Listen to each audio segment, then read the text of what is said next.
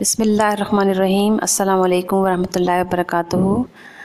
आज हमने आपकी उर्दू की दरसी किताब में से जिस सबक का इंतखाब किया है उस सबक का नाम है डिस्ट्रिक्ट बोर्ड की डिस्पेंसरी। डिस्ट्रिक्ट बोर्ड की डिस्पेंसरी के मुसन्निफ़ कुदरतुल्लाह शहाब हैं।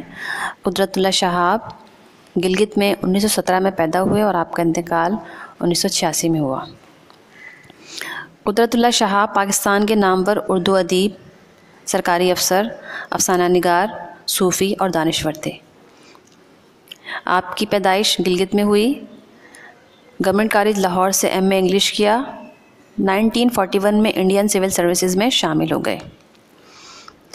सिविल सर्विसेज से इस्तीफ़ा देने के बाद वो अक़वाम मुत्तहिदा के इदारे यूनेस्को से वाबस्ता हो गए। पाकिस्तान राइटर गिल्ड्स के बानी और अंजुमन तरक्की उर्दू पाकिस्तान के एजाज़ी सदर भी रहे। कुदरतुल्लाह शहाब एक बहुत उम्दा नसर निगार और अदीब भी थे। कौमी खिदमात के एतराफ़ में हुकूमत पाकिस्तान ने आपको सितारे पाकिस्तान के तमगे से नवाजा। उनकी तसानीफ़ में या खुदा, नफसाने, माजी और उनकी खुद नोश्ता सवाने हयात शहाबनामा काबिल ज़िक्र हैं। आपने नए नए मौज़ूआत पर कलम उठाया। ज़िंदगी का गहरा मुशाहिदा और ज़िंदगी के जीते जागते किरदार उनकी ख़ास पहचान है। आपका तर्ज़ तहरीर सादा और मुनफरिद था और कुदरतुल्लाह शहाब की ये जो किताब में हम आज सबक पढ़ रहे हैं डिस्ट्रिक्ट बोर्ड की डिस्पेंसरी, ये कुदरतुल्लाह शहाब की तहरीर है और उनकी तसनीफ़ शहाबनामा से माखूज़ है। अब हम सबक की तरफ चलते हैं कि सबक में कुदरतुल्लाह शहाब इस सबक में क्या समझाने की कोशिश कर रहे हैं या क्या बयान कर रहे हैं। डिस्ट्रिक्ट बोर्ड की डिस्पेंसरी कुदरतुल्लाह शहाब की एक तहरीर है और ये तसनीफ़ उनके शहाबनामा से हमने माखूज़ है। इस सबक में मुसन्निफ़ ने हल्के फुल्के तंज़िया अंदाज़ में सरकारी इदारों की जो हाल है, जो उनकी ज़ुबू हाली है और सरकारी अहलकारों की नाअहली को बयान करते हुए ज़िला झंग के एक दूर अफ्तादा गाँव की एक सरकारी डिस्पेंसरी, एक छोटा सा हॉस्पिटल कह लें, उसको डिस्पेंसरी कह लें, उसका दौरा किया है और उसका तस्करा उन्होंने इस पूरे सबक में किया है। और जो कुछ उन्होंने मुसन्निफ़ ने जो कुछ उस दौरे में के दौरान देखा उन सब को इस सबक में बयान कर दिया है। तो आइए अब हम सबक के मुख्तसरन खुलासे की तरफ चलते हैं कि इस सबक में मुसन्निफ़ हमें क्या बताने की कोशिश कर रहे हैं।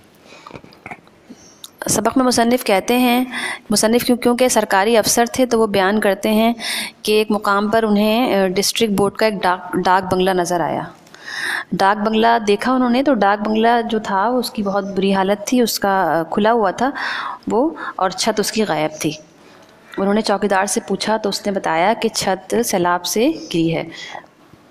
फिर मुसन्निफ़ आगे बढ़ते हैं तो वहाँ देखते हैं कि एक तकरीबन 100 साल पुराने चीनी के बर्तन देखता है मुसन्निफ़, जो लंदन के बने हुए होते हैं।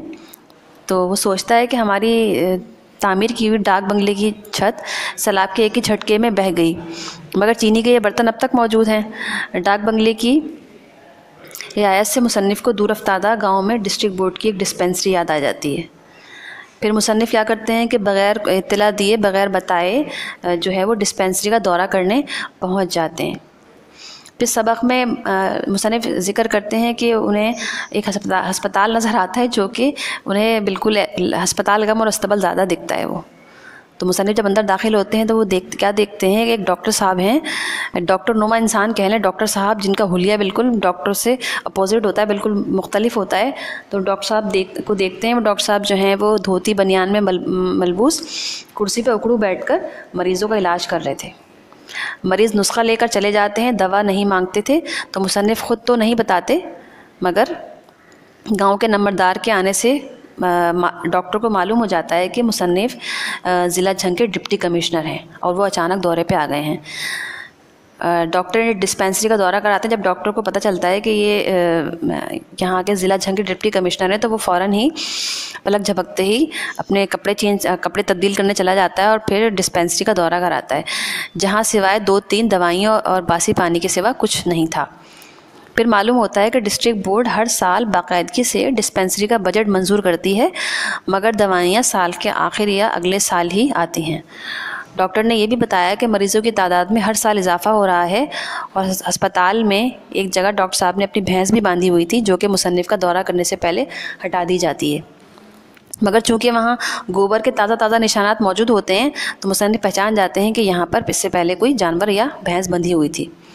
मुआयने के बाद मुसन्निफ़ ने विज़िटर्स बुक में अपने तंज़िया अंदाज़ में अपनी राय का इजहार भी किया और जो कुछ उन्होंने देखा उसको तंज़िया अंदाज़ में लिखा उस डायरी के ऊपर।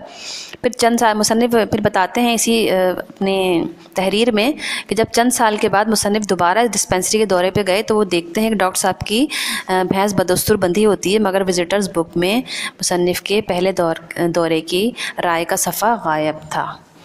तो बच्चों, ये जो सबक था इसका मुख्तसरन सा खुलासा मैंने आपके सामने बयान किया है। तो इस सबक को कुदरतुल्लाह शहाब ने के लिखने का मकसद ये था कि हमारे सरकारी इदारों की हालत पाकिस्तान बनने के बाद जो थी अब भी कुछ इसी तरह से है। सरकारी अहलकार नाअहल हैं, हुकूमत बजट मंजूर करती है लेकिन वो बजट के नाम पर आवाम को धोखा होता है। वो सब आपस में मिल बांट कर उस पैसे को आवाम पर लगाने के बजाय अपनी जेबों में भर लेते हैं। तो बच्चों, आज तक के लिए इतना ही काफ़ी है। मुझे इजाज़त दीजिए। अल्लाह हाफ़िज़, फ़ी अमानिल्लाह।